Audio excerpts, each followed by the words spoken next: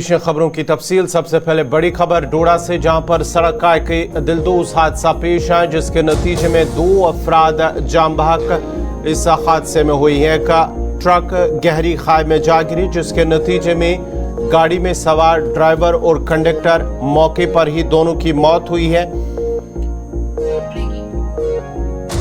ये हादसा महलूरा डोडा के मकाम पर पेश आया है, जहां पर एक ट्रक ड्राइवर के काबू से बाहर होकर गहरी खाई में जा गिरा जिसके नतीजे में ट्रक में सवार 2 अफराद की मौत हुई है, जिनमें एक ड्राइवर एक कंडक्टर शामिल था। दोनों की मौत हुई है।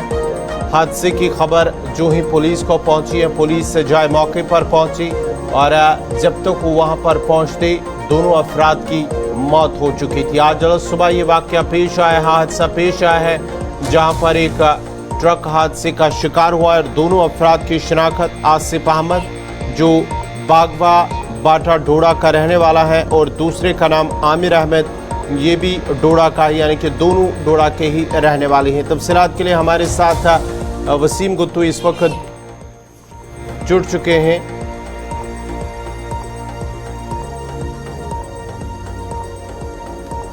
डोडा के अंदर ये सड़क हादसा जिसके नतीजे में 2 लोगों की मौत हुई है। वसीम, जरा अपडेट कीजिएगा, क्या कुछ तफसीलात है? बिल्कुल गौर, देखिए आज सुबह लगभग 6 बजे के करीब बटोत किश्तवाड़ नेशनल हाईवे 244 मालोरी के नजदीक सड़क हादसा पेश आया है।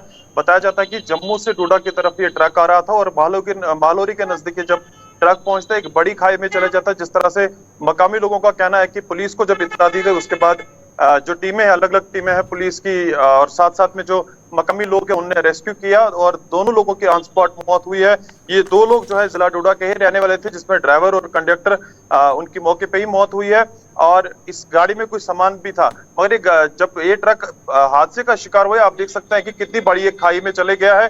अभी तक बताना मुश्किल होगा कि कारण क्या रह चुका है, किस कारण ये गाड़ी हादसे का शिकार हुई है। और जहां पे हमने डीएसपी ट्रैफिक से बात की, उन्होंने कहा कि जरूर इस मामले को खंगाला जाएगा, कारण क्या रह चुका है और किस कारण वहां पे सड़क हादसा हुआ है। पिछले दिनों में आपने देखा था कि यही वो लोकेशन थी जहां पे सड़क हादसा हुआ था, 2 लोगों की वहां पे भी मौत हुई थी। आज सुबह भी यही खबर मिली कि 2 लोगों की इसमें मौत हुई है। लगातार पिछले कुछ टाइम से आप देख रहे हैं कि बटोत किश्तवाड़ नेशनल हाईवे 244 जो है वो सुर्खियों में देखा जा रहा है, क्योंकि सड़क हादसे बैक टू बैक लोग परेशान काफी ज्यादा है।